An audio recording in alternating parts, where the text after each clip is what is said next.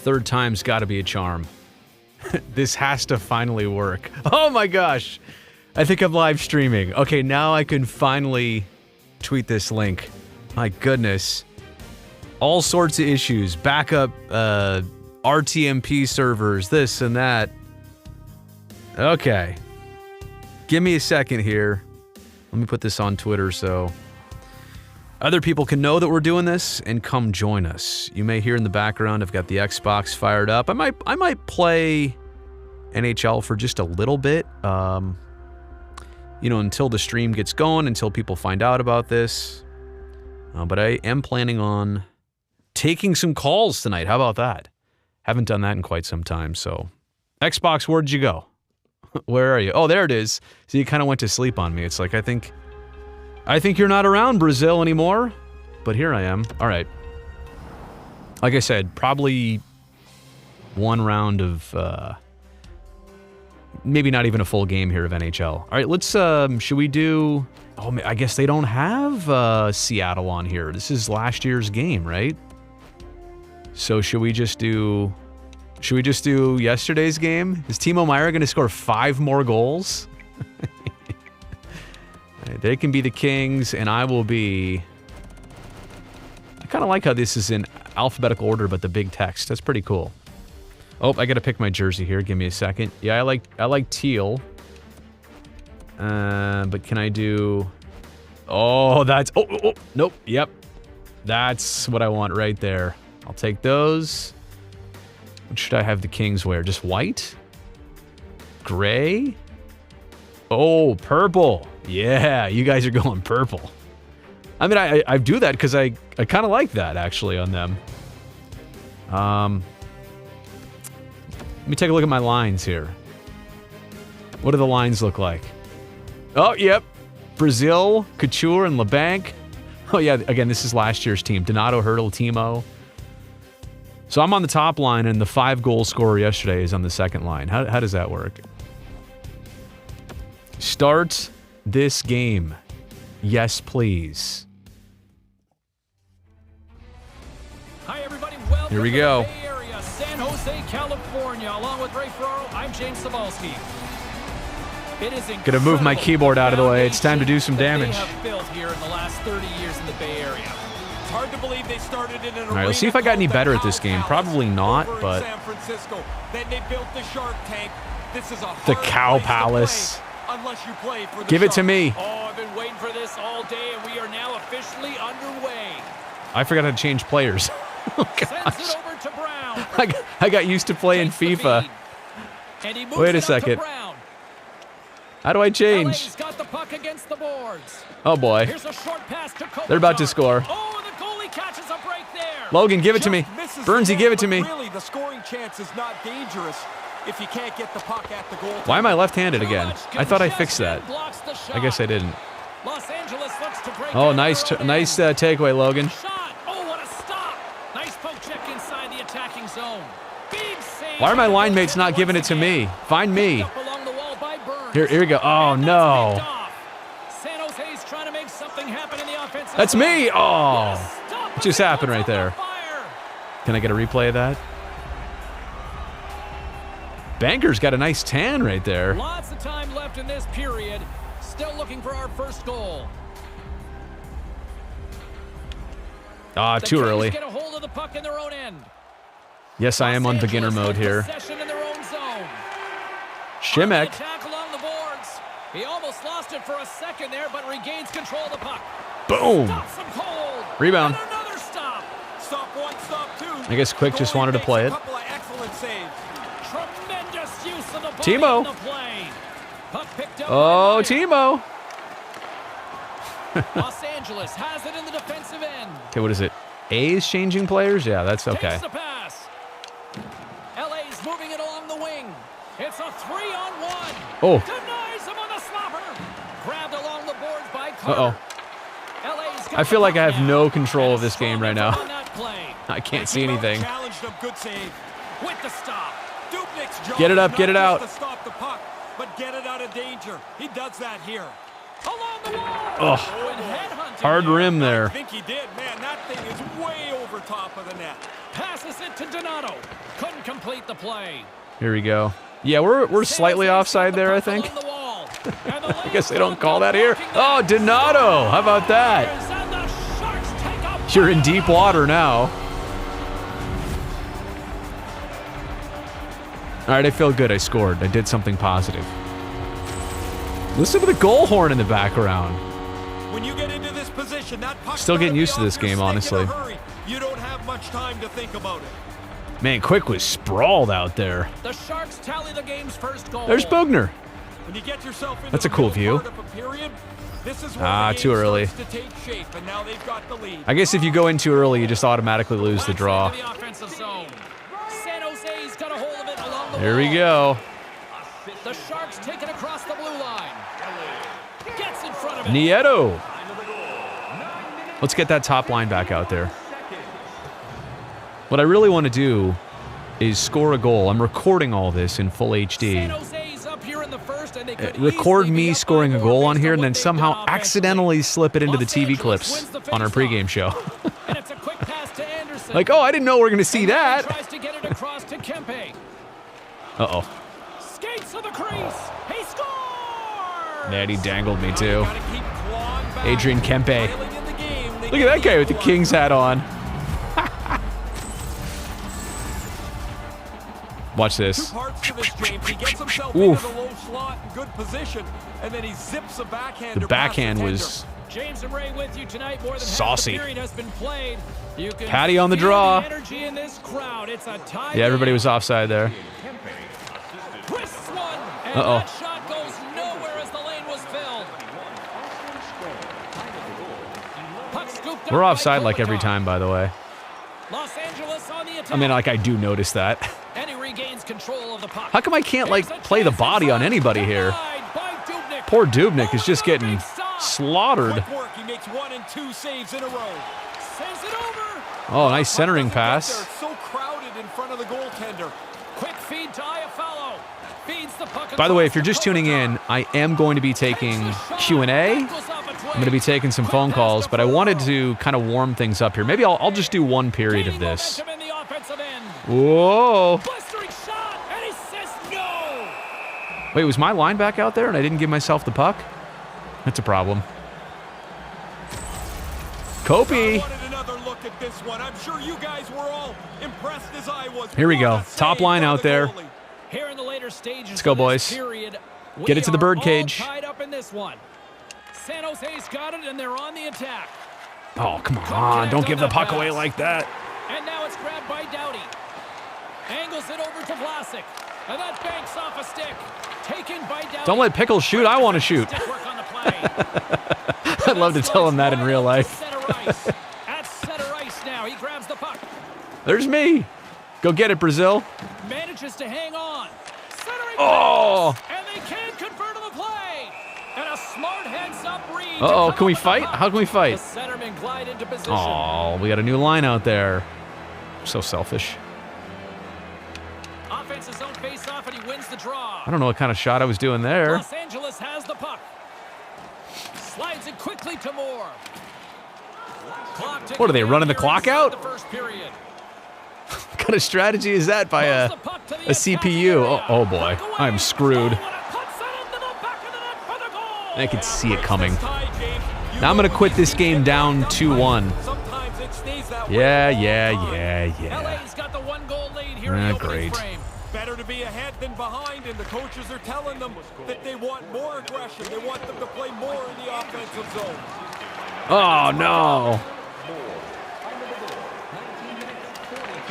Oh man. 20 minutes Well, in the books and a pretty fun 20 I guess minutes that's at it. that. I think I'm done with that for a bit. Not because I'm frustrated, but because I did come on here to do Q&A, so I will actually get to that. Ooh, I see some tips on here on how to fight. Hey, let me real quick. Give me 1 second. Let me get the phone stuff all set up so I can take calls. And I guess what I also need to do, if I'm going to take calls, I don't know why I don't have it up on the screen. There you go. Phone number. You can dial in when ready. Let me see here. And I can also do, I guess I got to also set up the live chat. Why did I not do any of this to get it going? But the phone line's all ready. So whenever well, that didn't take long. Honestly, it kind of never does.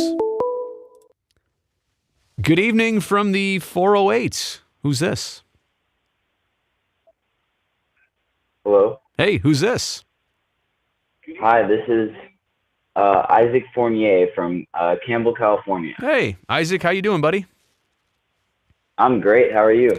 I'm doing well. So you're tuned into YouTube. You were pretty quick on the draw there. You're the first caller.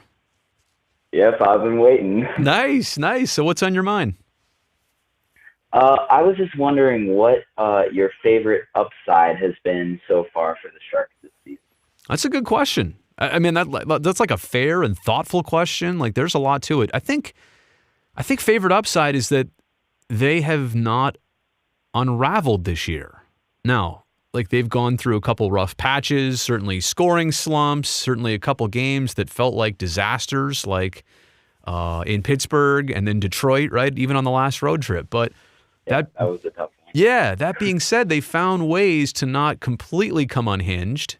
Like, everybody's talking about the Oilers on a 6-game losing streak. The Sharks haven't done that. They're less prone to like they may not be a team that's going to win 4 or 5 in a row all the time, but they're not going to lose that many in a row either. And that is kind of a thing I would say they were doing last year before that. So I'm not here to say that they're guaranteed to go to the playoffs or give you any final results, but I think, to your point, favorite thing about them, they have not unraveled. They've actually got closer together this year.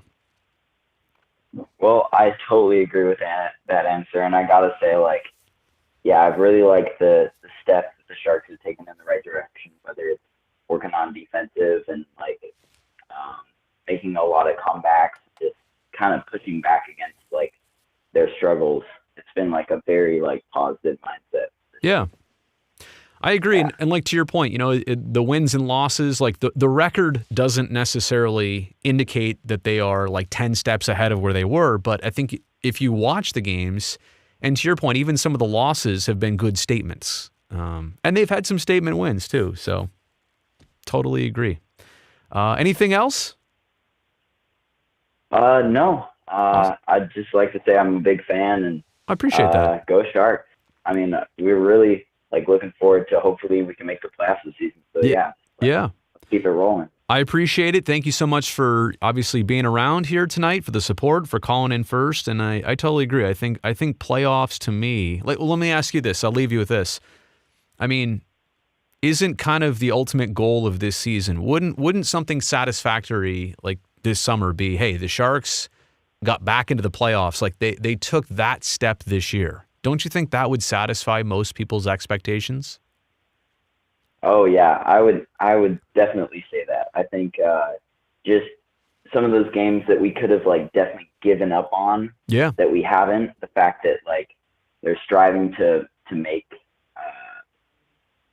strides toward playing better and tightening up defensively and getting people to get out of their offensive slumps, namely Timo Meier. It's just really been a positive thing to see for the Sharks this season. So yeah. Absolutely. No, and I think too, we're only halfway, right? We're only halfway through this season, so it's hard, like I said before, hard to make promises, hard to really, know anything for sure. But it does seem like there's enough things to get excited about. They're interesting. They're going the right direction. So I'll take it. Thanks again for the call. I'm going to try and get to as many people as I can tonight, but I appreciate you for being first. Oh, yeah. Well, thank you so much for your time. Big fan. Thank you, too. Thank you so much. Have a good one. Be safe. All right. You too.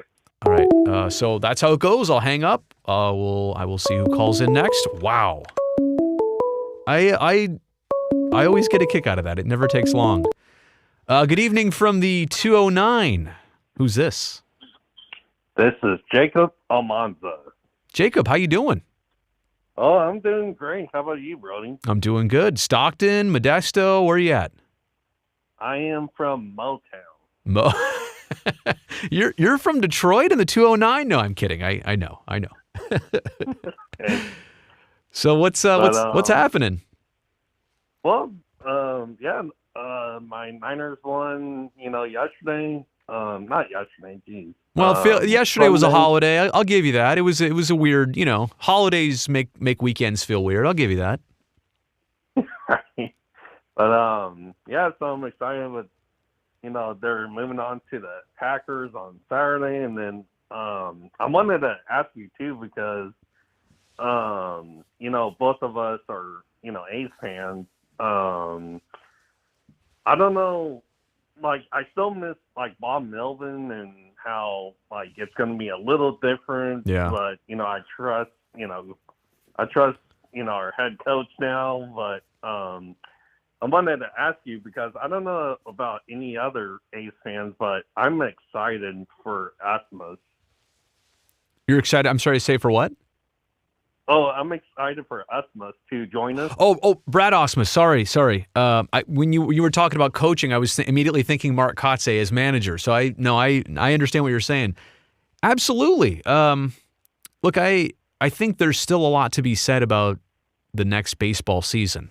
First off, with the labor issues, like when's it going to start?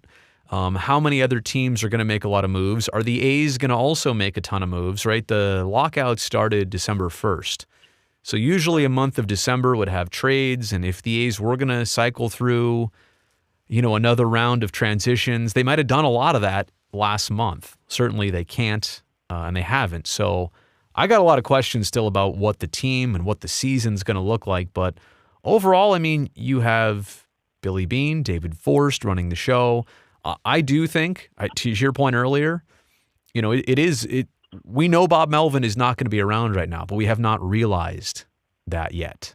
I think there's going to be a lot of still change to feel and observe. But I'll tell you what, tomorrow, and I actually just made a video on this. I'm going to release it tomorrow about Howard Terminal.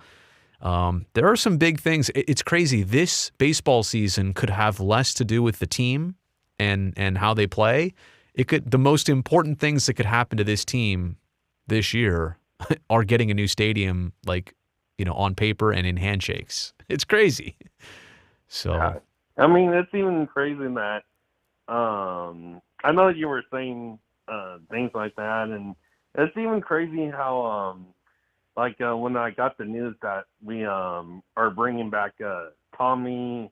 I always forget his last name, but he played for us for 1 year, and it makes you wonder, are we trying to bring back, people that, brought us, the early 2000s, and,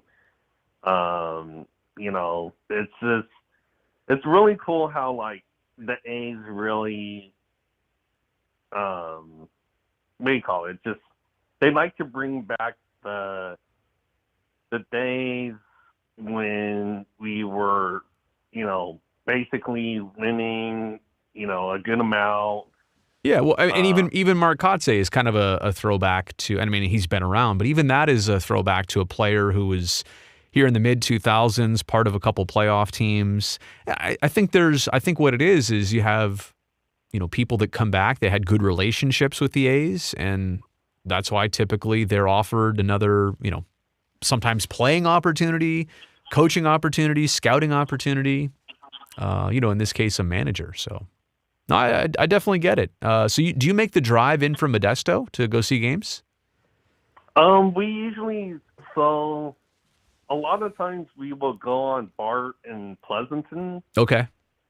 And of course, we had to go through so many stops. Yeah. And then, and it goes to the Coliseum, probably in at least 10, 12 stops because, it stops, we have to pass, I think, Richmond and Alameda, Castro Valley. I was gonna say I know the blue line actually pretty well. It'd be Dublin, Dublin, Pleasanton, Castro Valley. I think you go through Bayfair, San Leandro. What other ones am I missing in there? Anyway, yeah, no, I it's been a while, but that was familiar to me for sure. So. Oh yeah, I mean it's really worth it because you save so much money on gas and traffic. So that's how you do it, though. Traffic. That's how you do it. Yeah, I mean, it's really, I kind of wish, BART kind of upgraded a little bit, because like the last time I went on BART, it's giving me a little bit more, what do you call it, without being like rude to New York and Chicago. And, it's just kind of giving me a little bit more, kind of tough, because there's a lot of diverse people that take the BART. So you're saying you don't, you're fearing for your safety on there? Yeah, because a lot of times, especially like when it's a evening game at the Coliseum, and people that take on the way back, or people that get on the train that needs to go to like Oakland to just around Alameda, you would see all kinds of things, and it's kind of just getting a little more scarier to go inside. Well, I appreciate you for calling in, and I'm going to try and hit as many people as I can. So thank you for being second in line, and I guess hopefully sooner than later I'll see you out at the Coliseum. It's probably been a while for a lot of us. So thanks for your call, and have a good night. All right. Oh, you too, definitely. All right, appreciate it. All right, I'm going to try and take as many as I can here. So phone lines are once again open. That was a pretty quick turnaround, but let's see. Oh! I'm not planning that. It just happens that way, which is great. Hello from the 707. Who's this? Hey, this is Zach from your local dealership. We've been trying to reach you about your car's warranty. Zach, how are you? I am good, sir. How are you? What brings you in tonight? Well, I'm really getting impressed with the progress that the Sharks have been making. I mean, I'm not a huge hockey fan and stuff like that, but because of just being in the Bay Area and stuff like that, watching hockey and everything, just periodically. But I know it's a young team and they're all trying to get everything together and stuff like that, but I'm really getting impressed with they're not making the same mistakes. They're finding new things. They're finding new mistakes? Well, I mean, in reality, isn't that what you're? If you do the same old mistake, right? Isn't that what life is all about? Like you're allowed to make mistakes, just don't make the same mistakes twice. Exactly. Yeah. All right. Exactly. Okay, so I'm gonna try and probably get a little technical here. Well, not even really, but I'm gonna go in detail. That's probably the better way to say it. I would agree with you in a sense that the last couple years, look, they've had trouble scoring lately, but one of the things that's been a bane of their existence was goaltending and team defense for the last couple years.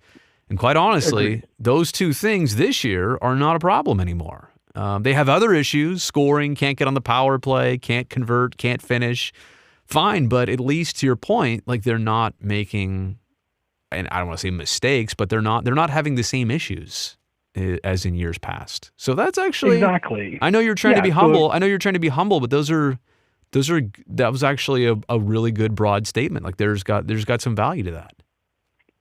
Yeah, well, I mean, and scoring, making plays, strategizing, and stuff like that. That's all stuff that comes with experience. It comes with training and practicing until you cannot get it wrong. That just takes time. But understanding defense, that's kind of instinctual. Yeah, that's fair. I think you can be a solid defensive team. Like scoring is going to come. I always say it comes and goes, but you're not supposed to slump on defense. So maybe to your point, maybe it's a little bit more instinctual than playing with the puck. Well, I mean, and has any team ever made it to the Cup without having a good defense? That's fair point. Defense wins championships in every sport, including hockey. When you called in, you didn't say long-time listener, first-time caller. So I'm going to assume that you're not a first-time caller. I am not a first-time caller. I have called in before. It's just it's crazy when the numbers pop up. All I really see is area codes. So, and I just want to let whoever, because I'm not sure how it answers or how many people call in and what rings and what doesn't. So, anyway, Zach, not a problem. I always appreciate it. I'm going to try and muscle through as many calls as I can tonight. So, I will say, absolutely, say thank you and good evening and be well. Absolutely, go Sharks. All right, thanks, Zach. Bye-bye. All right.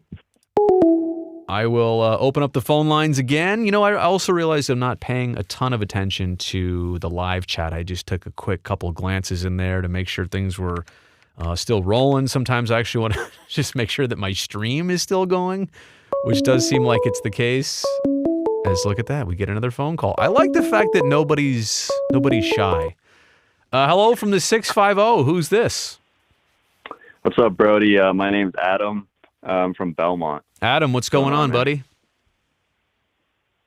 So I was just wondering for the hurdle free agency situation and stuff. Mm-hmm. So I always talk to my buddies about the Karlsson signing, and I thought Doug Wilson kind of made a little bit of a boneheaded move, signing him to a $92 million contract for 10 years. But Hurdle's obviously a different player, and I don't know. I was wondering your thoughts on the Hurdle free agency and what you expect, like if they are going to sign him, what the contract is going to be and stuff like that. Yeah. Your opinion on that. Well, let me start with this. There's a couple different layers to it. Number one, I think there's mutual interest on both sides. And maybe sometimes in a contract talk, like one side's pushier than the other. Like, hey, we want to get the deal done for the player. And the team's like, I'm not sure about you. Or sometimes the team is like, come on, we really want you back. And the player says, I don't really know if I want to be here. I think the course of this last season, how things have played out, obviously Tomas at 20 goals, having a lot of success, is kind of looked to as a leader. They've made him a centerpiece player on the team. It's not to say that he wasn't that even 3 years ago, but they're looking to him as more of that type of player. I just think the mutual interest, although that has nothing really to do with the business or the financials of it, that's an important part, an important place to start. As for term, money, years, I think all that is predicated on what will other deals look like. And, we've had, as almost every business can say lately, things have been affected by the pandemic and the salary cap has been affected just a little bit in the NHL. And the Sharks also, until recently, and in fact, they still don't officially know this, like, will they have more space opened up by the departure of Evander Kane? That's not official yet, right? There's the grievance process. Sure. So I think, again, it's really hard for me to lay out for you. I know what you want. How many years, how much money, like where does he fall in line? I really wish I could give you that. And I do think, why hasn't it happened already?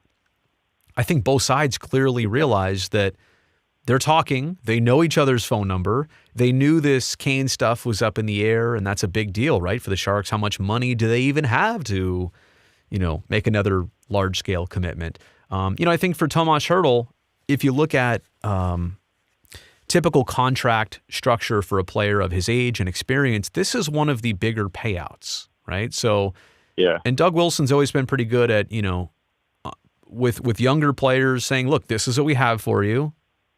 We will take care of you even better next time. And then the second time around, we will take care of you even better next time. And he's followed through on that. So I'm going to tell you this. Let me say this. Tell me a player in the past that the Sharks wanted and that wanted to stay and ultimately didn't stay. Erik Karlsson wanted to stay. Sharks wanted him. They re-signed him. Evander Kane, I know that's a more of a touchy subject.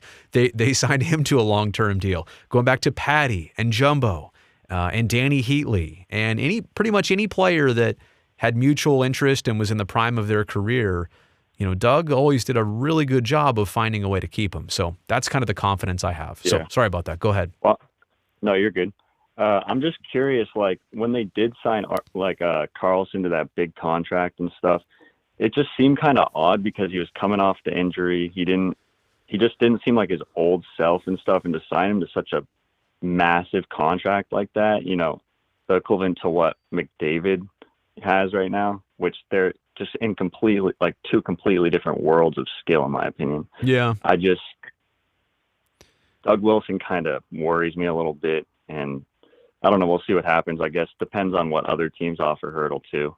Well, if they're gonna pay him out and stuff. Like, let me ask you this: what happens. Like, when you say you're worried, are you worried about the Hurdle process, or are you worried that things aren't going in the right direction? Because I'm trying. Let me get that first. I mean, Doug Wilson has created really good teams in the past within the playoffs consistently for a long time.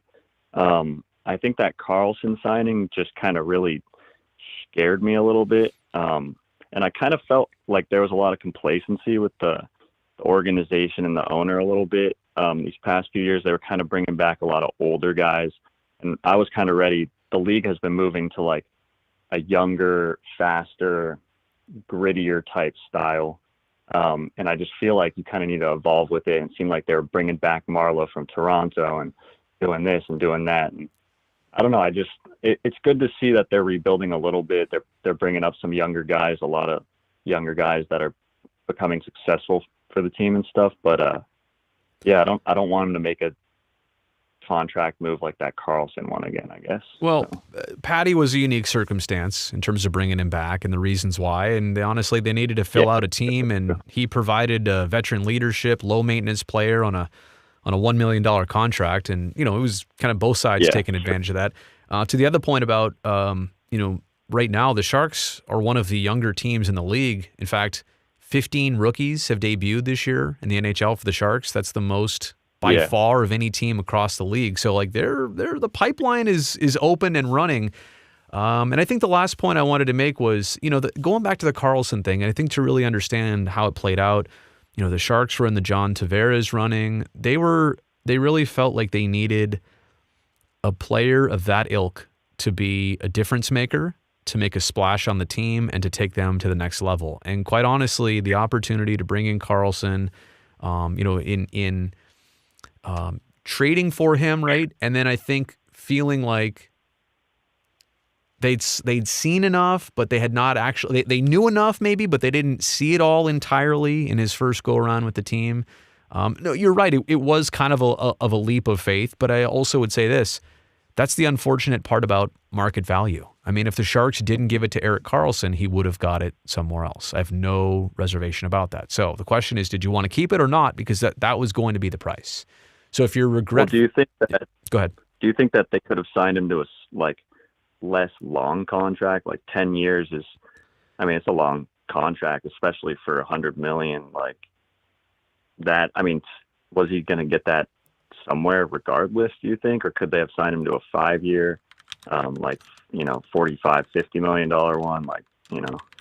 I'm pretty sure that he would have got that contract, like I said, from the Sharks or from somebody else. Okay. I don't ever look back and say that the Sharks got ever fleeced on a deal. Like they've made significant commitments, but I don't know that stuff they're doing is not something that another team would have given them. I really don't feel that way. I would definitely put my stamp on that. Now, I agree it's a big commitment, and sometimes the value of those things don't always play out how you hope for, but I don't think they did something where it's like, what were you even doing to begin with? So. And then I know you have to get to others. I just wanted to get your thoughts on quickly just. So I've been going to games and stuff. I've had season tickets with my family for a while. Yeah. And I'm just curious, obviously the stadium's really kind of sparse and there's not a bunch of people. Do you know does that have to do with COVID stuff with the vaccine mandate, or is it just like an NHL marketing issue or a Sharks marketing issue? Or because it used to be so packed and just rocking in there and stuff, and I think it'll get back there. But do you know what's going on behind that. I'm sure it's like a COVID thing, but Yeah, no, it does have to do with the pandemic. And to be quite honest with you, my understanding of the overall situation is just a little bit of hesitancy. You've got an indoor sport, you've got a place that's usually packed full of people. And for a lot of hockey fans, specifically in this market and across the country, but specifically in this market, in this region where people are a little bit more cautious and careful about their activities and maybe even have more, responsibilities professionally, personally, whatever, I think hesitation is probably the number one thing because to your point, like the team is showing signs of turning around again. The tank has always been a very entertaining atmosphere. I mean, who doesn't love that? Like that's a great winter pastime, right? If you're from this area. So, for sure. I'm sure there are some in the camp who don't want to comply with the rules to get in. But that has not stopped other teams, for example, the Warriors, they draw fans and their restrictions right now are even more tough than getting into SAP Center for being vaccinated and also being boosted, that you have to follow through on all that to go to a Warriors game right now. So I think the number one thing is hesitancy. I expected it to a certain degree. I don't know if it's more or less than I expected, probably a little bit more right now. As the season has gone on. But again, we're also being hit with another wave of this. So we'll see. We'll see what February, March, April bring. Hopefully things are better and attendance follows suit. Sounds good. We'll see where it heads. But thanks for taking my call, man. I've been watching you since I was a little kid. I'm 24 now. Oh my gosh. It's cool to be talking to you. But well, let me just throw it out there. The Karlsson deal is 8 years, 92. When you kept saying 10, right? And I pulled it up. I was like, wait, am I wrong? Like I just want to double check, but no, I know it. 8, 10. We're talking the same thing basically, but I hear you. So I knew I was a little off, but I was looking at McDavid's and I think McDavid's is 10 years, 92. Yeah. Something like that. Yeah. No, I think you're right. Karlsson's is similar dollar amount. I think the value is higher for Karlsson's, right? Because of less years, same money. So, thank you so much for your call, and I will look forward to talking to you again sometime somewhere soon, okay? Sounds good, man. All right, take care. All right. Bye. I will hang that up and then open the phone lines for another call, and just looking through the chat. Yeah, 8 years, not 10. I see that. People talking about all the conversations that we have. From the 408. Good evening. Who's this? I just wanted to call and find out, why are you so pissy?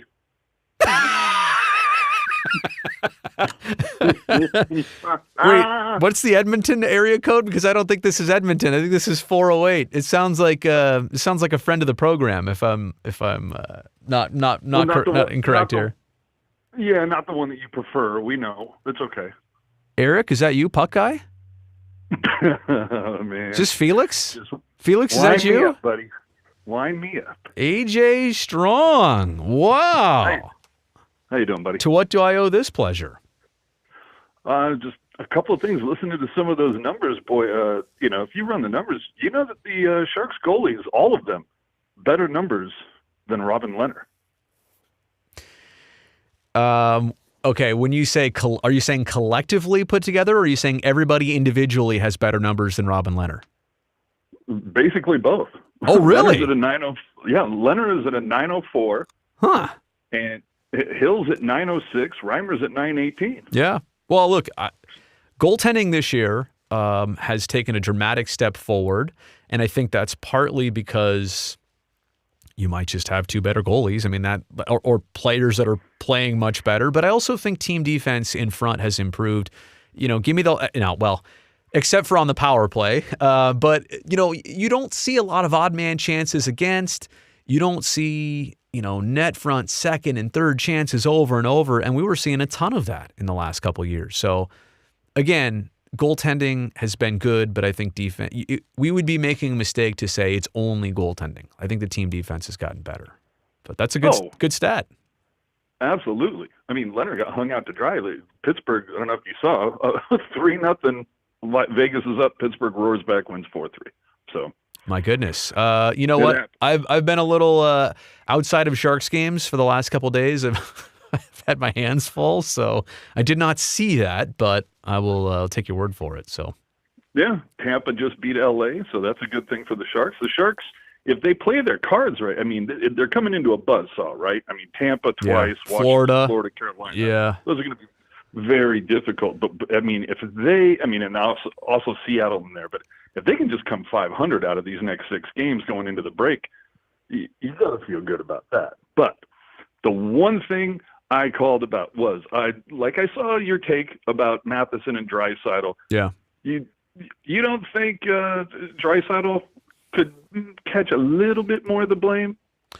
And the reason why I ask that is because the players, I can understand both sides. Yeah. But I get the idea where it's like we're so used to hockey players, I mean, probably athletes in general, but they give a lot of the same cliche answers, and I'm sure as frustrating as players get hearing, maybe the same questions, maybe what they consider dumb questions. Right. You might also have frustrated media members that just go, it's the same answers over. And this is true. Maybe you need to. This is true. Maybe you need to provoke a player to get something out of them. But yeah, I just felt like they both need to apologize and say they were both wrong. And they might, right? I mean, think about how many questions he has asked Leon over what is Leon 6 or 7 years into the league, something like that. I'm just guessing. Yeah. So, I mean, they've had today was not their first interview together. Today was probably their 400th interview of over, preseasons and regular seasons and practice days. But I agree. It's the blame. And if there is blame, I mean, just 2 people didn't get along. They had a disagreement. Everybody got to see it because everything's recorded and published these days. But it's not. Is it a big deal? No. But I think sports can do better. That situation. Let me point out 2 things here. When have you ever been interviewed in a press conference situation like that? Never. Yeah, when things are going horribly. When have you ever sat at a podium and took rapid fire questions about how you're performing at work or how your coworkers are? Now, I get it. That's part of his job. That's what he signs up for. It's what the players are responsible to do to a certain degree. Maybe not like every day, but a guy like Draisaitl, every couple days, you better be up at the podium talking. I do think he could have handled it a little bit better, but I think the line of questioning and the whole, why are you so pissy to me? And yes, you are pissy. I think that was the one. And actually, in fairness, Leon kind of started it when he said, well, you know all the answers. Why don't you tell me, But I think my point is that you got to be able to read these guys' body language. And if they're not into the interview, and if I can just see it on your face that this isn't going to bode well for either of us, why am I going to try and take you there? What's it going to do? Yeah. And I think if Matheson, after the whole, everything comment from Draisaitl, I think if Matheson, if he just ends it right there, it all of a sudden people aren't, on him. Twitter everywhere going, yeah, exactly, Right. jumping on him. They're saying, man, Draisaitl needs to lighten up or Right. something like that. There's also I'm not going to be an ageist here, but I'm not going to say, well, there's a hockey reporter who's 72 years old. Why are you hounding, what is Leon, 30 maybe, 29, 38, whatever. Why you come across as being cranky and doing this too long, and maybe you should. I saw that comment a ton. Step aside. It just would have been so much better if somebody with all his background and experience asked a thoughtful, provoking question or something that got Leon to sit there and think and say, what is that question? I don't know. I don't know Leon personally. I haven't watched their last 6 losses. I don't know their frustrations firsthand, but I'm just saying that, that if this were, let me put it this way. If somebody new to the craft came in asking that question, I'd say, well, this person just didn't know what they were doing. He should have known better, right? So. I mean, yeah, because let's be honest, we know why you're pissy. You have to work with Curtis. So we get that. It's been a while since I've asked a lot of questions to a lot of players. That used to be one of the main aspects of my job. And I am so interested in this stuff because now I don't do it as much, but I also see things differently and I know how I would still do it. And I've got thousands and thousands of questions and interviews under my belt, and I know if you I know a few tricks, and when I see other things play out like that, it just makes me think. And I made a little video. I had to share it here on YouTube today, just kind of a breakdown of that. But I don't think it's a good look. And it's not a good look for sports and for sports media. People are like, oh, well, the athlete is childish. They make millions. They should be more professional. Then the other side's like, well, who does the media think they are? They're better than the players. It's a bad, nobody wins, really. So No, it's horrible. So finally, those Kelly Green hockey jerseys should be rolling in next week, just to let you know. Just go ahead and go plug it right now on the channel. What do you want to plug? Say it. Huh? No, I don't have to plug Come on, give some detail. What are you talking? You can't just bring that up to me and not to everybody else. All right. On Instagram, SJ Sharks jerseys. Oh, That's where you can see it. It's got its own Instagram now? Well, because I didn't want to bore people in between pictures of jerseys that they were interested in with, pictures of whatever I ate that day or me at a hockey game. I do, yeah. Okay, so what is the Instagram? SJ Sharks jerseys? Yep. All right, SJ Sharks jerseys. Let me see. Oh, there it is. Sharks. I see Giant stuff on here. There's no, stuff, thank dude. you. Calm down.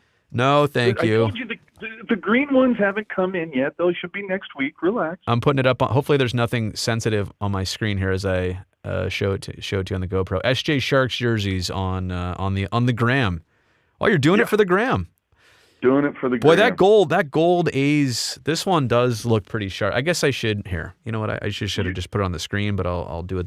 You got to see it in person, my brother. Boy, that's. When's the next time you're going to be at the tank for a game? Maybe never. I don't know. Oh, you're not going to be there for Sharky's birthday? How dare you? No, I'm actually Oh, thanks for reminding me. I have to record a birthday greeting message for Sharky. I'm sure that'll go over I was thinking about the chirp. Like, Sharky, it's funny. I've known you your entire life, from the moment you fell out of a Zamboni at the Cow Palace to the moment you were stuck in the rafters at SAP Center. And then, but I need to come up with that line of like, psh, the zapper, Randy Hahn used to say to Sharky, what was it? Something, I think this is when Sharky turned like 20. He's like, Sharky, how old are you? 20? Act your age, why don't you? Or something like that. So, I don't know. I'll come up with something sharp, but I kind of want it to burn a little bit, to be honest. So, all right, I look forward to it. I saw that the schedule revision is supposed to come out tomorrow. Have you heard anything about Vancouver, Edmonton, and Anaheim getting rescheduled there in February? I do not know anything yet, and trust me, I would give you the wink, wink, nod, nod if I knew, and I couldn't tell you, which is sometimes the case, but I don't actually know. I'm actually a bit surprised, to be perfectly honest. I thought it would be another week or so, because the league, they must feel confident that they're beyond most of their postponed games, because I think the last thing they wanted to do was put out a schedule tomorrow, a revised one, right? And they have more than 100 games to make up across the league. They have upward, and then have to do it again 2 weeks later. Right. And then there's 3 different schedules floating around. That would be the worst thing. So I actually thought they were going to postpone. I thought they were going to wait closer to February to put this out. But I guess it does go in their best interest, too, of giving people heads up that, hey, February 7th, or probably not the 7th, but February 15th, you can go watch a hockey game somewhere, that a bunch of them are going to get rescheduled. I'm anticipating, I think it's going to have to be league-wide, some significant changes to the schedule. I mean, even a team like the Sharks, they only have 3 games to make up, but other teams have so many, especially Canadian teams, that there's going to have to be some differences in home and road situations for everybody. So, well, and this is the thing, and this will be my final thing. I don't want to hog all your time, but this is the one thing that did pop into my head about this whole deal is, remember last year we're in the bubble, you're only playing in your division, and you're playing these, like, for lack of a better term, kind of like series, like baseball. Back-to-backs, right? Yeah, absolutely. And there was so much talk about how the players really liked that, gave them more opportunity to rest the body or practice, less travel, wear and tear. And there was a lot of talk about, they were going to try to implement that into this upcoming schedule. And for the Sharks, it never happened. I mean, you had the one time that they had it scheduled was supposed to be right. Vancouver right? But even that was weird, right? Because it was a home game and then no games for like 5 days, and then they were going to come back right before Christmas. Yeah, no, it was Vancouver was supposed to be here on the 16th, go home, play it was supposed to be here on Thursday, right? Play Saturday and Sunday in Vancouver, and then come back to play here Tuesday. Meanwhile, the Sharks just sat here the whole time. Right. I hope they could bring back some of that, especially if it makes sense for them in the schedule. And I was actually disappointed when this year's version, the regular season, came out, and it did not include that. Players did love it.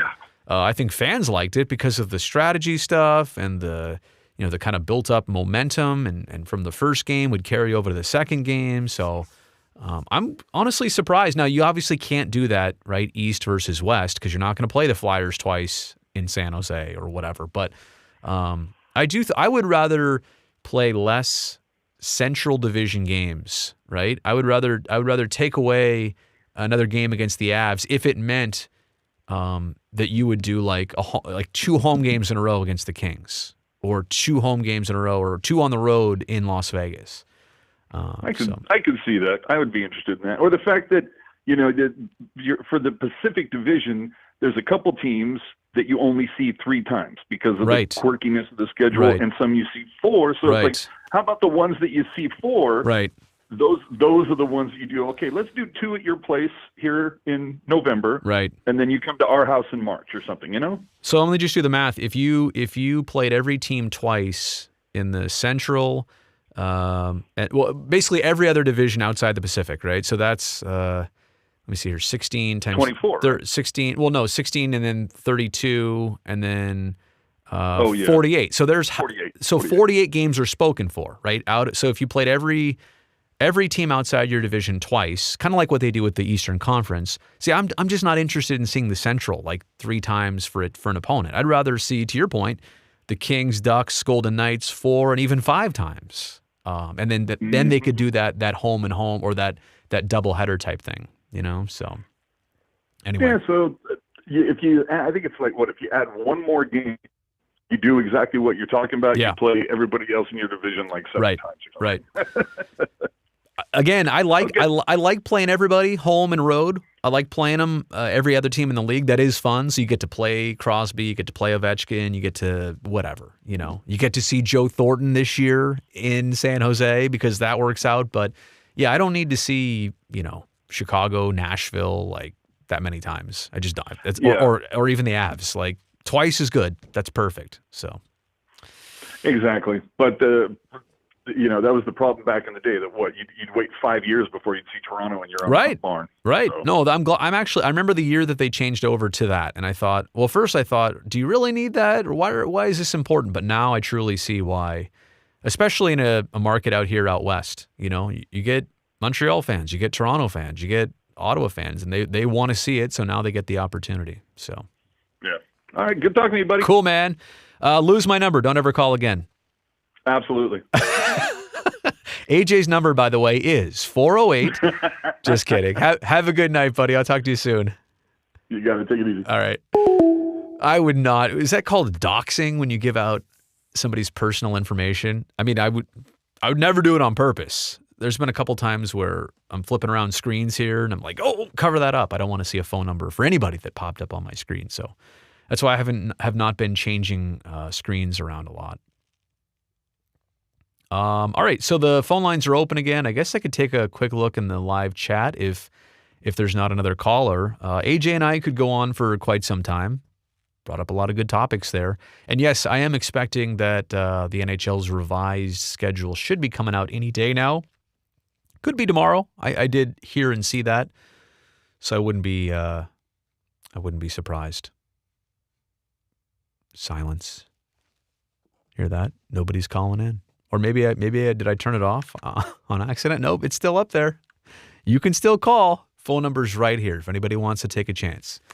I love the fact that there's not been hesitation tonight, I guess except for right now. Before this, it's taken like 5-10 seconds between calls. But apparently we might have hit a wall. Maybe it's the 11 o'clock at night thing. We're past our bedtime now. All right, so I'll get into the live chat here. Let's see what we got here. I'm so far behind here. People are talking about NHL, and I apologize. The live chat kind of fizzed out because I wasn't paying much attention to it. Caker Girl wondering, how old is Sharky turning? Well, was he born the first season, or was it officially a year after that? So he's got to be 31, right? I mean, this is the 31st season. Maybe he wasn't around, if I'm correct, for the first game at the Cow Palace, but it was like shortly after. Oh, well, if he was born in January, so he's probably turning 31.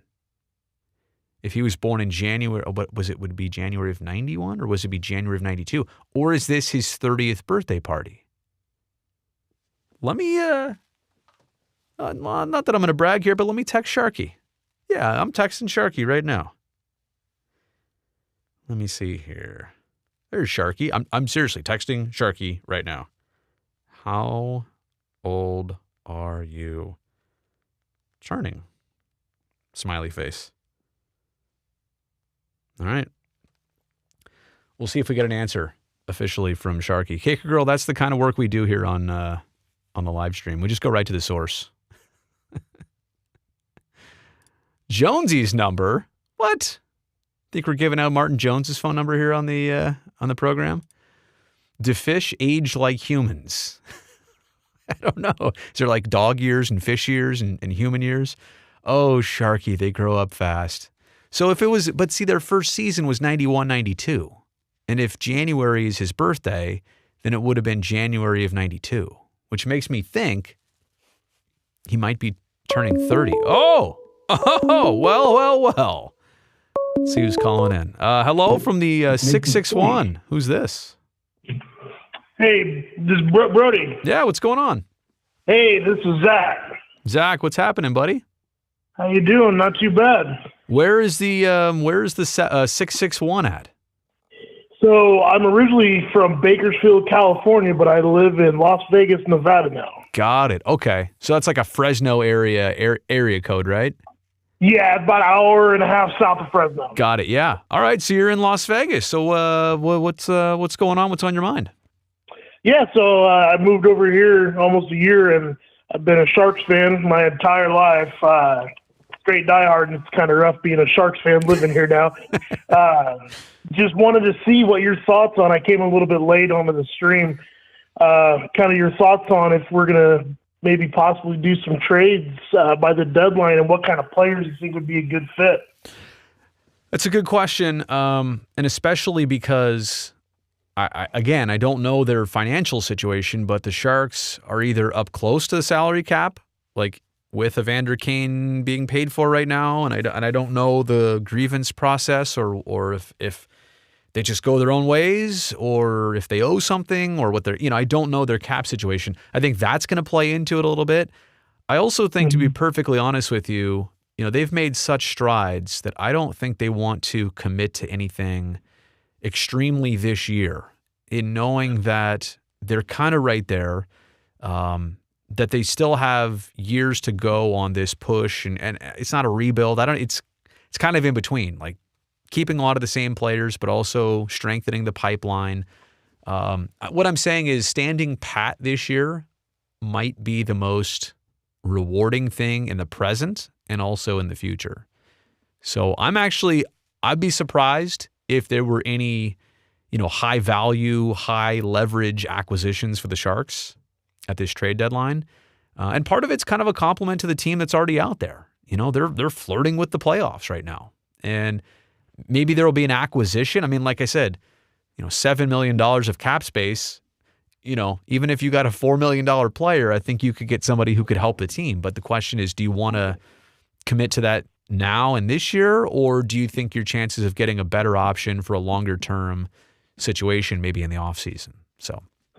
Yeah, I definitely agree on that. I kind of read some stuff online, some rumblings. I know we got some good veteran presence, like with Bonino and Cogliano, those guys coming over, but I know Dallas kind of struggling, and I don't know how true this could be, but something like a Pavelski reunion, maybe him coming back to the team.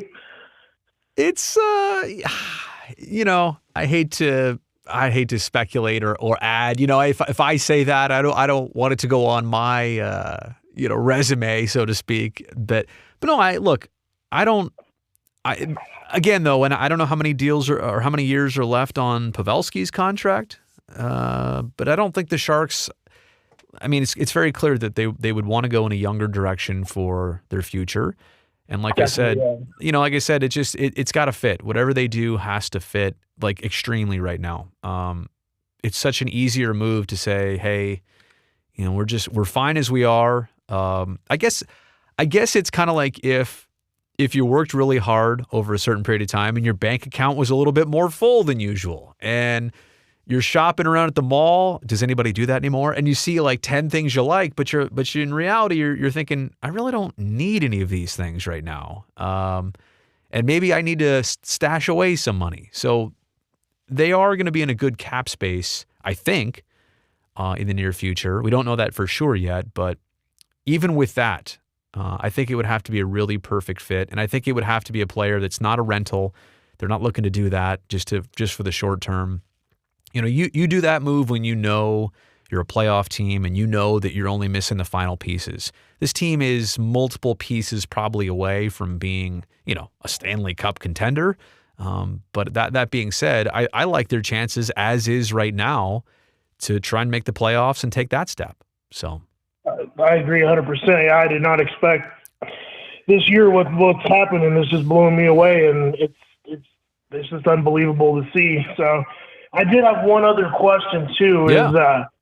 Hopefully with the restructuring of the schedule, like when it was first released, is now I'm living over here in wonderful Las Vegas.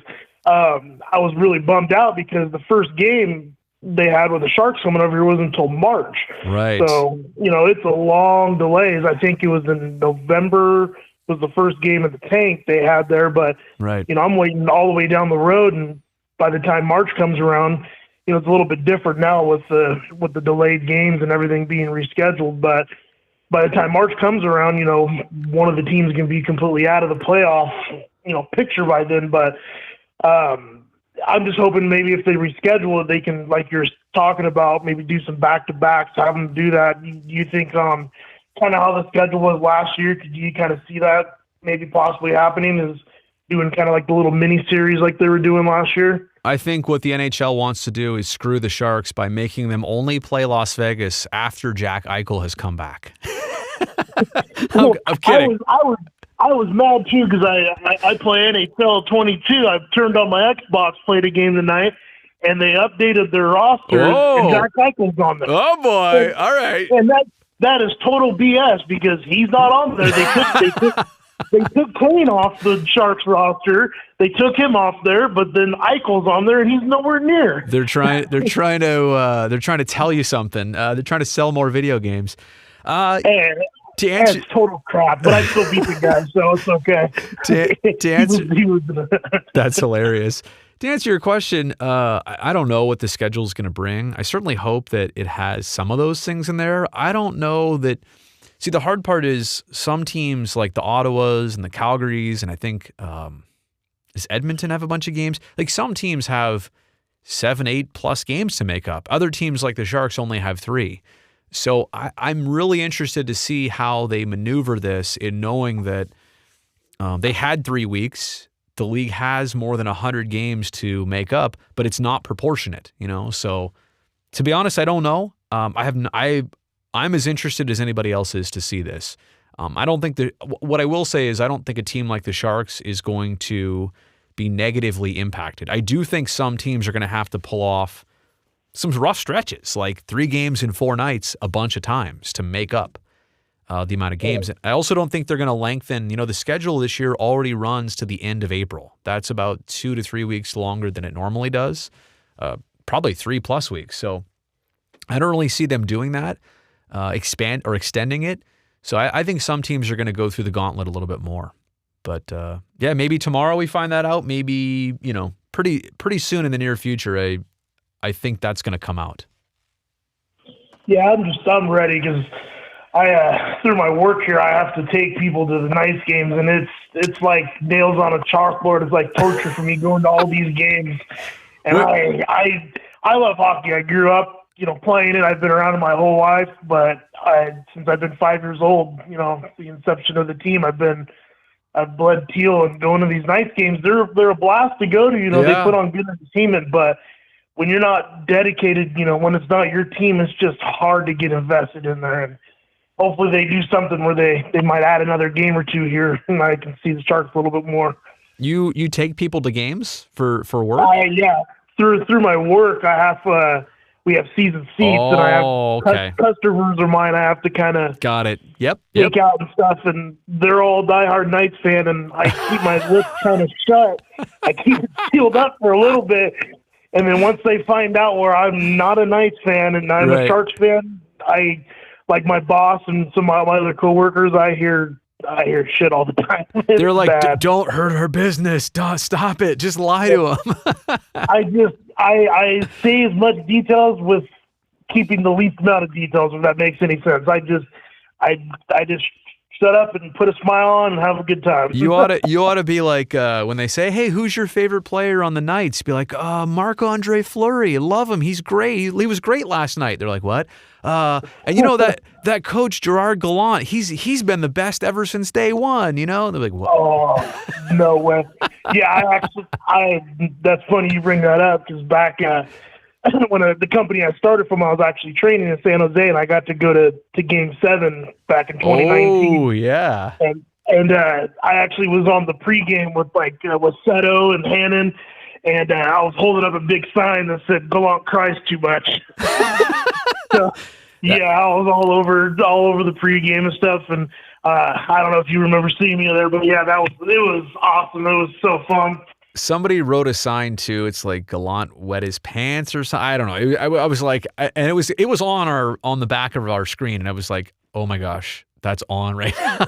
I can't believe it. But he called DeBoer a clown, and then DeBoer took over in Las Vegas. What a crazy carousel and sequence of events. So, hey, I so much appreciate the call. I wish you the best of luck in enemy territory. And thanks for hanging in there and staying strong, and thanks for calling in tonight. I really do appreciate it.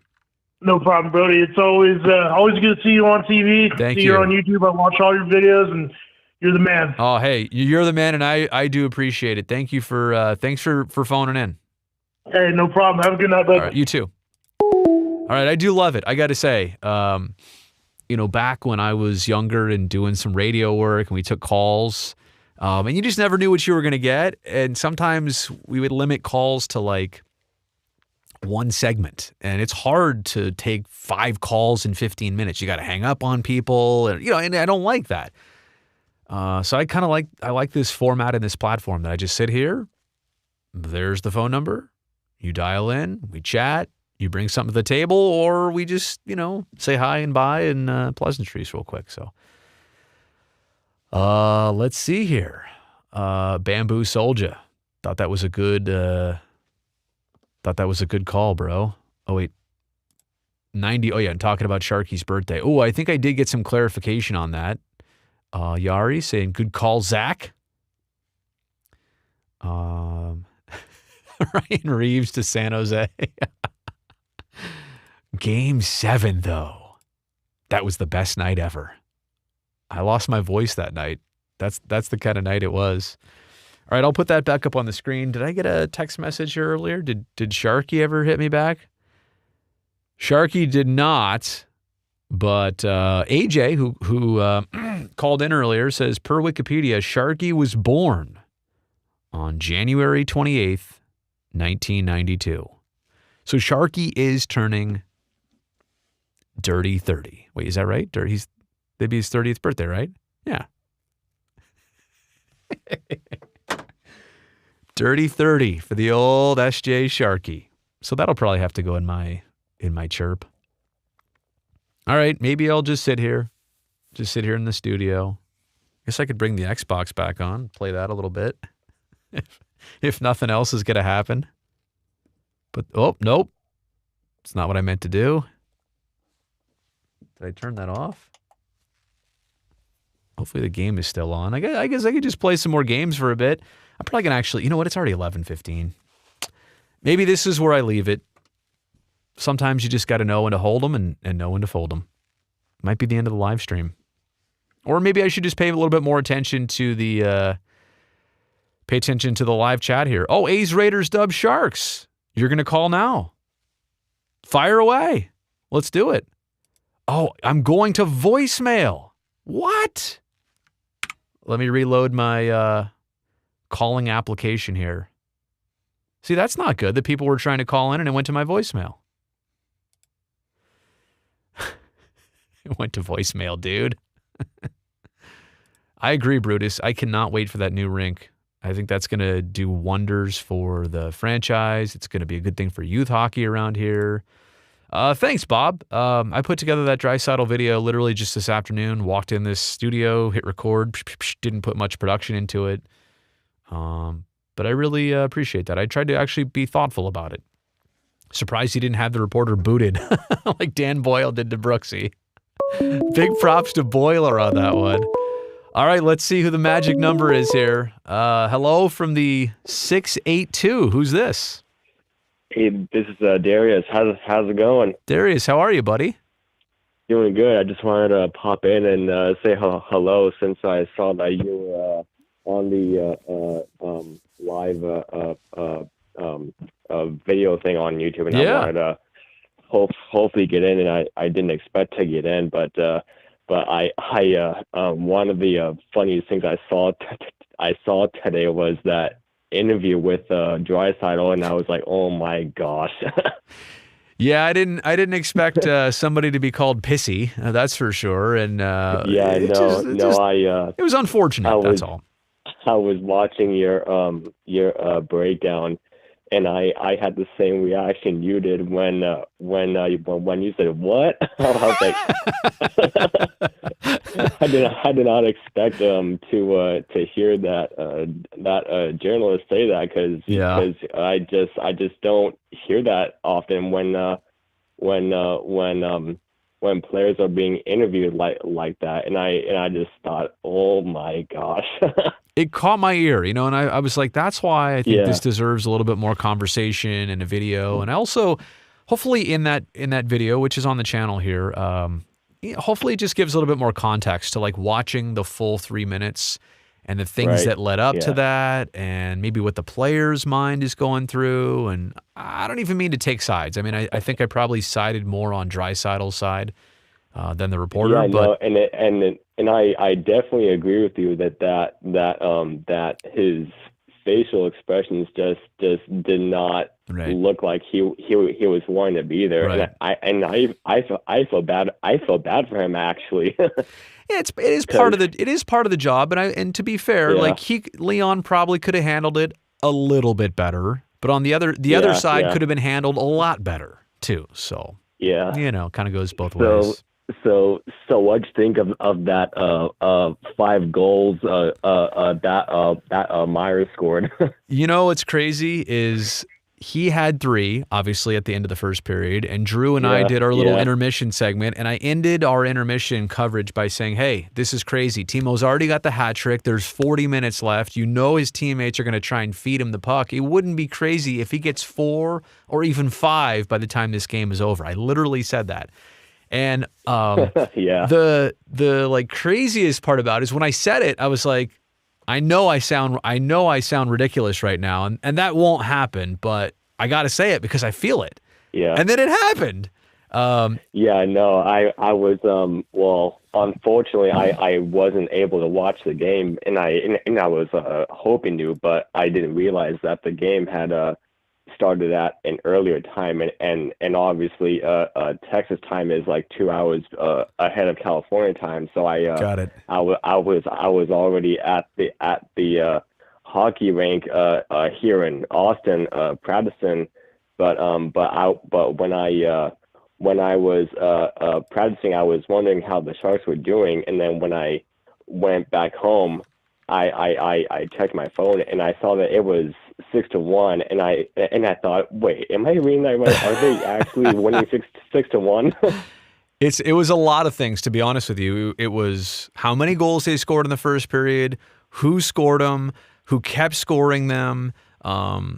Again, actually, and there were a lot of sub-stories yesterday, too, like the Kings-Sharks rivalry. Maybe that got re-energized. Reimer coming back. I mean, there were so many good things. I actually thought the Sharks as a team were okay yesterday. It was just that Timo was so unhuman that he carried everything. So, hey, I got a couple more people trying to call in, and I'm only going to do this. I'm only going to be on the stream for a couple more minutes, too. So I want to thank you, Darius, for always supporting the channel. I know you're here all the time, and you're in the super chat. Yeah. So, I'm always trying to, well, at least stay up on, or like at least until your channel goes live, so I can watch it. Oh, but man. I appreciate all of the support, literally all of it, and thank you for picking up the phone and calling in. I'm glad we got to chat. Yeah, no problem. I'm glad I actually got in too. Twice now.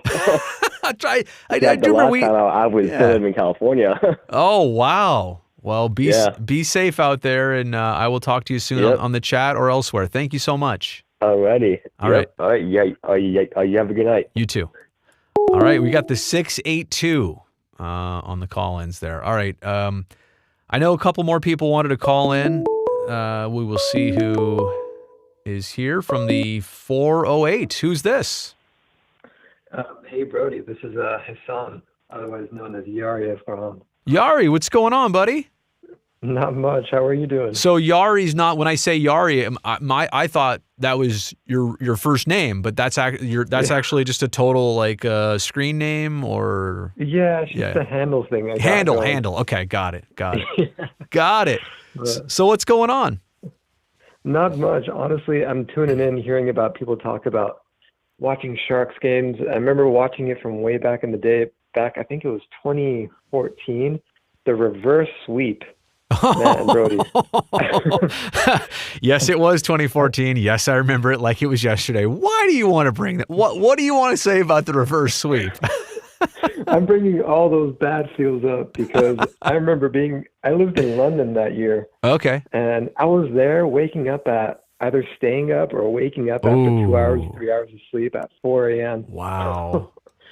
And just catching that live, and it was brutal. Dedication. I got to tell you, that was among the hardest series of games to like do post-game shows for. After a couple of them, it was like, what are you supposed to say? You know, and up 3-0. Okay, you're going to lose one. All right, series is 3-1. No big deal. Oh, 3-2. Okay. Things do happen, right? But you're still in control. You're up by a game. All of a sudden, as soon as it went 3-3, I was like, they cannot recover from this. It's kind of it's a weird, like, human dynamic. Yeah, and you could have. I saw it coming, to be honest. I think it was Vlasic who went down, and I'm just like, he's such an integral part of that defense. And I remember I really got into the team. I'll bring some good feels instead, and I'll say that. I remember taking a class at SJSU, a hockey class. And Friday mornings, we'd go and play at the Sharks Ice rink where they practice at. And I have to say, it was Jumbo's absolute, like, what's the word for it? Just his charm. Flair. He had a flair to him, yeah. His flair, yeah. And, like, I think 2 or 3 times, I was like maybe 20, 30 feet away, just walking in. And he was like, I remember one day he was talking with Todd. And from like, across the parking lot, this was like at like 10 a.m. or something, he'd just be like, hey, good morning. And I'm like, hey. That's Joe Thornton. Jumbo, it's Joe Thornton. Yeah. And I owe a lot to guys like Jumbo, like just for my love for the game. And anyways, just wanted to pop in and say hi. Yeah. I really appreciate you doing this, Brody. So you're a Spartan? You're a San Jose State Spartan? Oh, yeah. We have that in common. That's awesome.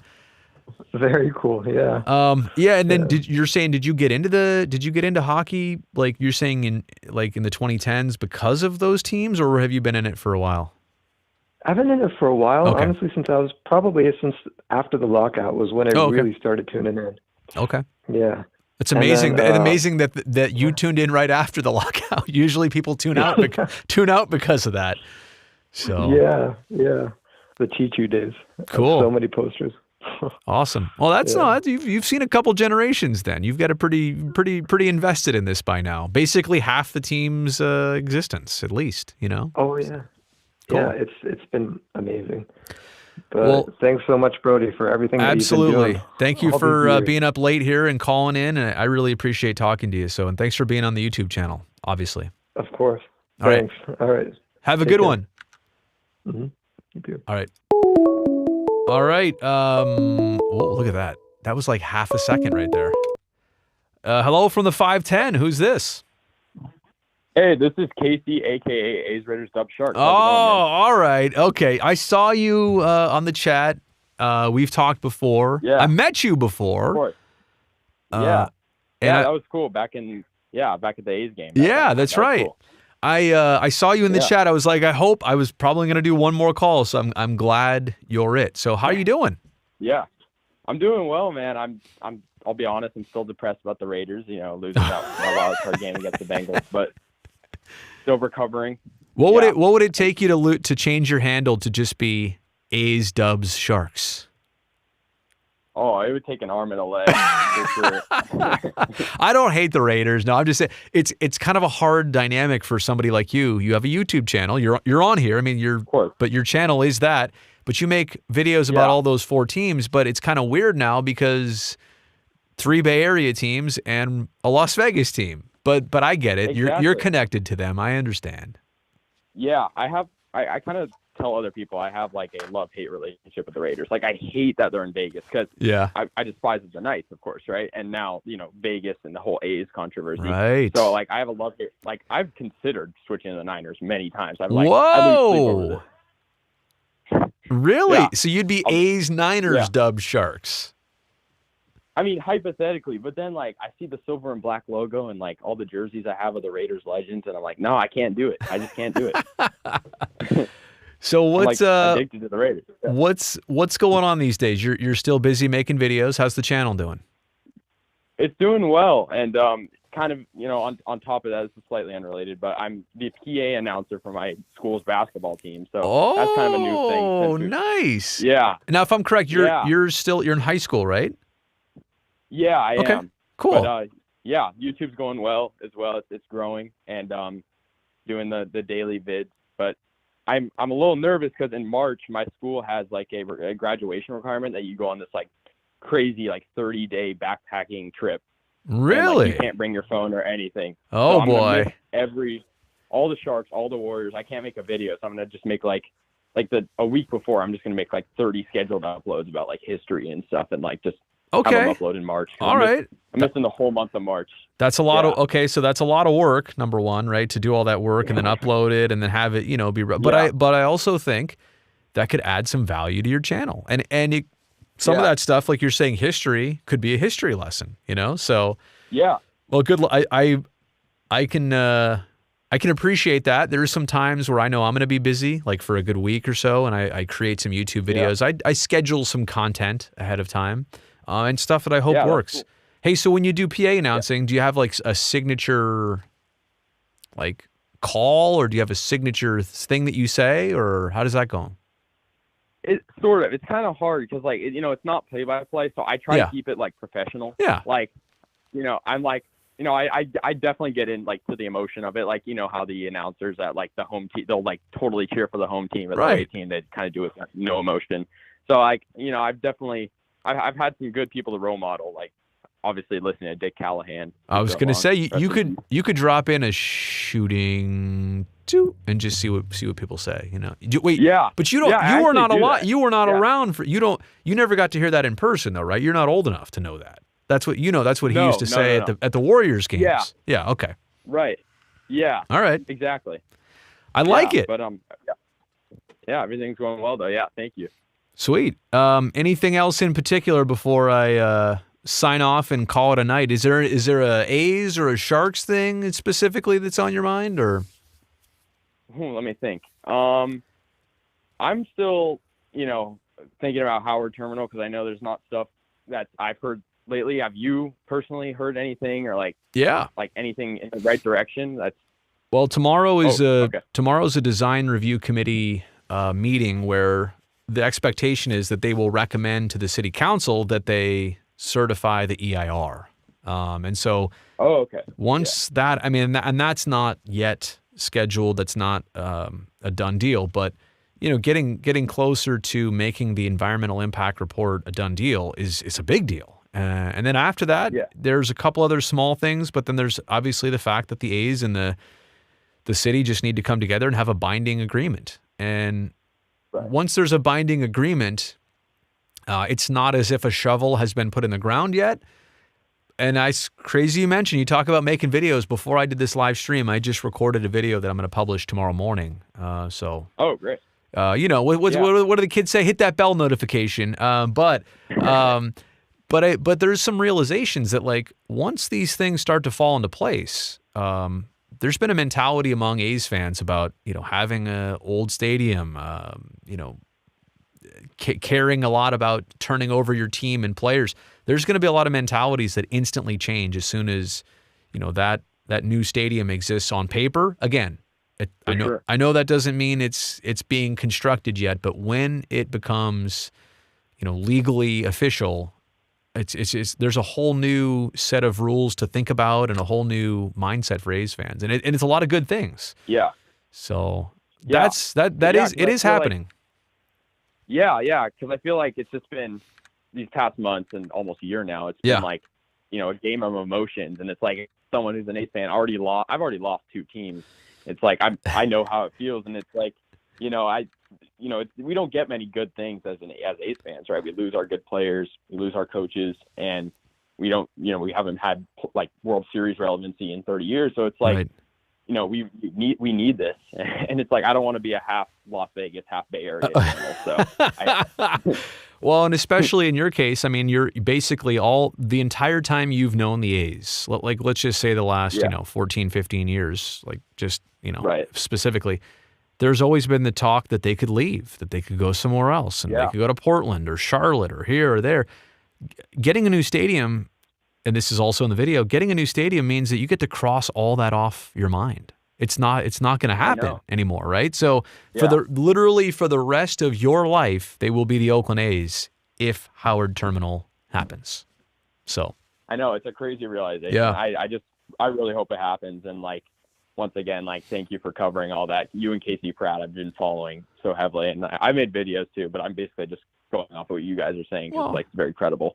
Yeah. Hopefully. No, I appreciate that, and it's funny. I would like to maybe after this upcoming meeting tomorrow, which I am going to live stream on the channel. I think it's at 3:00, so I'll have it for everybody to see. Cool. But I'm hoping to get Casey and I have talked, and maybe after this meeting, we might do a little a live stream one night where he and I just get on here and say what we know and say how we feel and say what we think about the whole situation. He and I have different backgrounds in this and have different like connections in this, so it'd be kind of good to put it all in one place. So, dude, I would absolutely love that. That would just make where to find me, hit me up, and like I would totally do that. And you have a good point because like we're completely different ages.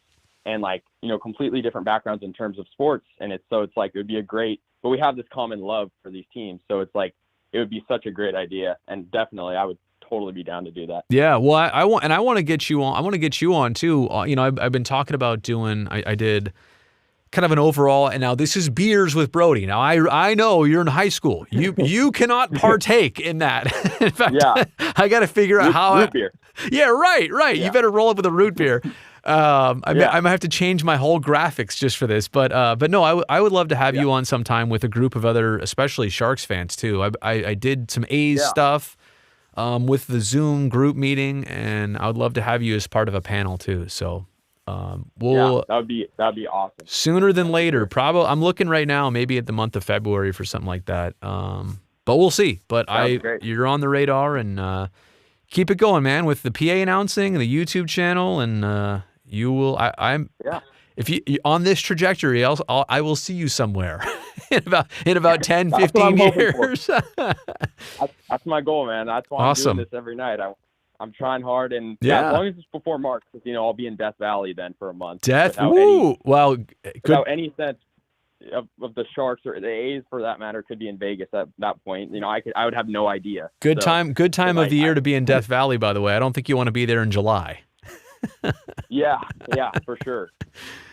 Well, it'll be before your camping trip. We'll connect. We'll get you on there. Yeah, for sure. Yeah, you know where to find me. Just hit me up, and like I said, I'll definitely be down to that. Sounds awesome. So cool, man. Well, hey, be safe, be well, and good luck with the announcing. And I'll talk to you soon. Okay. Yeah, talk to you soon, Brody. All right. See you later. See ya. All right. I think before I do anything else, I'm gonna turn off the phone connection right now, just because it's getting late. I'm probably done with that. I don't want to hurt anybody's feelings by not picking up the phone on them. So, all right.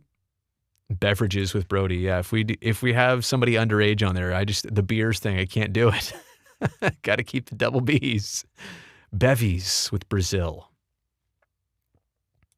Oh, come on. Henderson Park will be... Wait, are you saying Ricky Henderson Park in Oakland? Henderson, Nevada? Come on. All right, that's going to do it for the old live stream tonight, everybody. Thank you so much for tuning in, for hanging around. My gosh, an hour and a half. I did not expect to be on that long, but I'm going to go put together a quick little video. I've already shot it. I'm going to have it released tomorrow morning. If you like the Oakland A's and you're interested in Howard Terminal, I think you should definitely take a look at what I'm going to publish probably tomorrow morning. I don't know, 7 or 8 o'clock, but check it out at some point tomorrow. Is the music just not going to play? It just doesn't feel like it? What the heck is going on here? Why won't you play music? Oh, I know, because I have the soundboard muted. Oh, look at now I can do a car peeling out, see? Yeah, there we go. So I think it's game over.